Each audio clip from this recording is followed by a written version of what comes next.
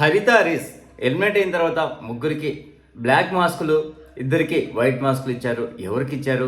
ఆ ఇచ్చిన తర్వాత ఆఖరికి నాగార్జున కూడా షాక్ అయ్యాడు. ఇప్పుడు వీడియోలో తెలుసుకుందాం. ప్లీజ్ ఫ్రెండ్స్, లైక్ చెప్తే లైక్ చేయండి, కొత్తగా వచ్చిన వాళ్ళు సబ్స్క్రైబ్ చేయండి. ఈ సిరీస్ ఈ బిగ్ బాస్ అయిపోయే లోపల 3000 సబ్స్క్రైబర్లు టార్గెట్ పెట్టుకున్నా, మీరు రీచ్ అవుతారని ఆశిస్తున్నాను ఫ్రెండ్స్. ఇంకా లేట్ ఎందుకు?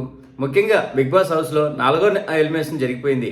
ఈ వారం హరిత హరీష్ హౌస్ నుంచి బయటకు వచ్చేసాడు. మొత్తం 6 సభ్యుల్లో ఈ వారం నామినేషన్లో ఉండగా హరీష్కు తక్కువ ఓట్లు వచ్చినాయి అంటూ ఎలిమినేట్ చేశారు.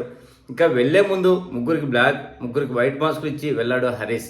మరి ఎవరికి ఏ మాస్క్ దక్కింది, ఎవరి గురించి ఏం చెప్పాడు అనేది ఇప్పుడు చూద్దాం.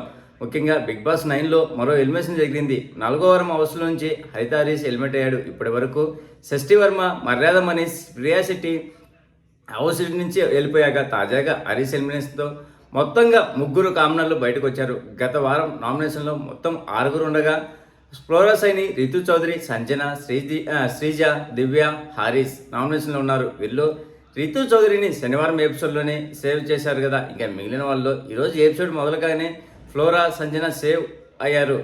ఆ తర్వాత శ్రీజను సేవ్ చేయగా చివరి ఎలిమినేషన్ రౌండ్లో దివ్య, హరీష్కు మధ్య జరిగింది. ఈ ఇద్దరు యాక్టివిటీ రూమ్కి రండి, అక్కడున్న గ్లౌజ్ వేసుకోండి, కౌంట్ డౌన్ అయ్యాక వెనకాల ఉన్న స్కోర్స్ను బ్రేక్ చేయండి, అందులో మీ ఫోటో ఉంటుంది, ఎక్కడో ఒక చోట మీరు సేఫా అన్సేఫ్ అని క్లియర్గా ఉంటుంది అంటూ నాగార్జున చెప్పారు. ఇక ఇద్దరు ఒకేసారి ఆ బాక్సులు బద్దలు కొట్టారు. ఇందులో దివ్య సేఫ్ కాగా హరీష్ హెల్మెట్ అయ్యి స్టేజ్ మీదకి వచ్చాడు. ఇంకా హెల్మెట్ అయిన వెంటనే స్టేజ్ మీదకి రావాలంటూ నాకు పిలిచారు. హరీష్ ఎక్కడ ఎమోషనల్ కాకుండా ఓకే సార్ అన్నాడు. ఇక దివ్య తనకు ఓటు వేసి సేవ్ చేసిన ఆడియన్స్కు థ్యాంక్స్ చెప్పాది. నేను లేటుగా హౌస్లోకి వచ్చినా కూడా మీ అందరి అంచనాలు అందుకున్నాను, నాకు ఓటు వేసి సేవ్ చేసినందుకు థ్యాంక్ యూ, ఇలానే ఓటు వేయండి అంటూ కోరింది.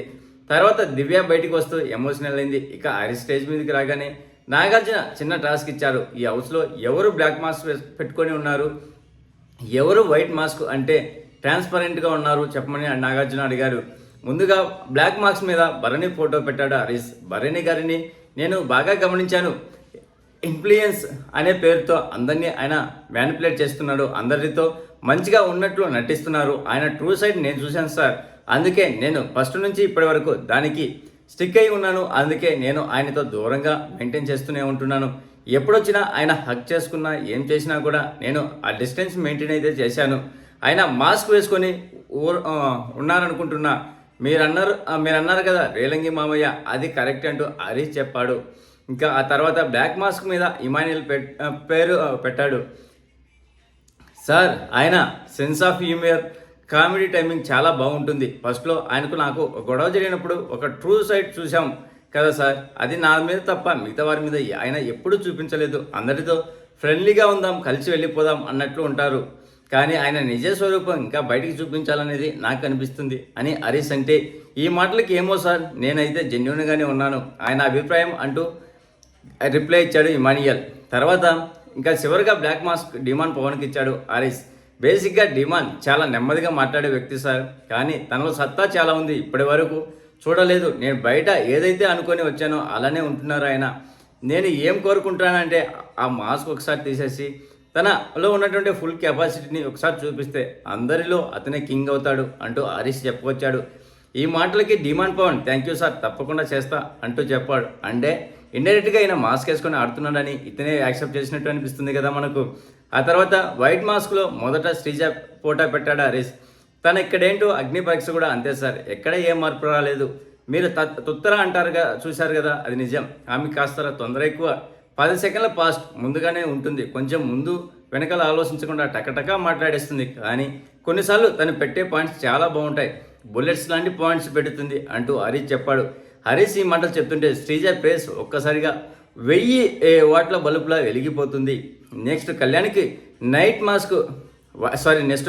వైట్ మాస్క్ ఇస్తూ సలహా ఇచ్చాడు. ఇప్పుడు చెప్తున్నా సార్, అంతకు ముందు కూడా చెప్పాను, అగ్ని పరీక్షలో నేను ఫస్ట్ నానా అని పిలిచింది తను ఒక్కరినే, మీద అందరినీ మీరు అని సంబోధిస్తాను. సోలో రాకముందు నేను చూసిన కొన్నిటిని బట్టి తన మీద నాకు వేరే ఒక ఒపీనియన్ ఫామ్ అయ్యింది, కానీ తనతో మాట్లాడిన తర్వాత ఓకే నేను పొరపాటు పడ్డానేమో అనిపించింది. అది ఒకసారి బయటికి వెళ్ళాక కన్ఫర్మ్ చేసుకుంటా. తను తనలా ఉన్నారని నేను నమ్ముతున్నా, కానీ కొంచెం ఆ రిలేషన్షిప్ వాటిని నుంచి బయటకు వస్తే మీరు బాగా ఆడగలరు అంటూ హరీష్ చెప్పాడు.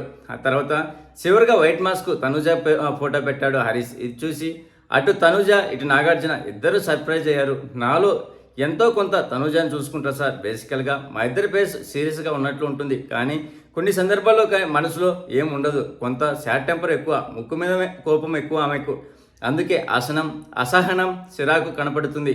తను మాస్క్ పెట్టుకున్నట్లు నాకైతే అనిపించలేదు, కానీ ఒకసారి మాట్లాడే ముందు వెనక ముందు ఆలోచించుకుంటే బాగుంటుంది అంతే. మిగతా అన్నిటిలోనూ తను చాలా జెన్యున్గా, మీకు కూడా అదే చెప్తున్నా. రిలేషన్లో దాంట్లో పడితే ఏమవుతుందో, గేమ్ మీద ఫోకస్ క్లారిటీ మిస్ అవుతాం అంటూ హరీష్ చెప్పాడు. హరీష్ మాటలు అయిపోగానే తనుజ నీలో తనని తాను చూసుకుంటానని హరీష్ చెప్పాడు కదా అని నాగన్నారు. దీంతో తనుజ లేచి, సార్ లాస్ట్ 3 డేస్గా నిన్న నైట్ కూడా ఆయన కళ్యాణ్ దగ్గరికి వెళ్ళి నేను లేకపోయినా తనుజాని నువ్వు బాగా చూసుకో అని చెప్తున్నారు. లాస్ట్ 3 డేస్ నుంచి అందరితో చాలా బాగున్నారు సార్, అందరితో నవ్వుకుంటూ మాట్లాడారు, నన్ను ఫ్లర్ట్ చేశారు కూడా అంటూ తనుజ చెప్పింది. ఈ మాటకి నాగార్జున మామూలుగా పంచు వేయలేదు. నిన్ను బాగా చూసుకోవాలని కళ్యాణ్కి చెప్పాలనా ఎవరన్నా, తను ఎలాగా నిన్ను చూసుకుంటున్నాడు కదమ్మా అంటూ నాగన్నారు. మొత్తానికి ఇలా హౌస్ నుంచి హరీష్ గుడ్ బై చెప్పాడు. ప్లీజ్ ఫ్రెండ్స్, లైక్ చెప్తే లైక్ చేయండి, కొత్తగా వచ్చిన వాళ్ళు సబ్స్క్రైబ్ చేయండి. Thank you. Signing off your Mahindra.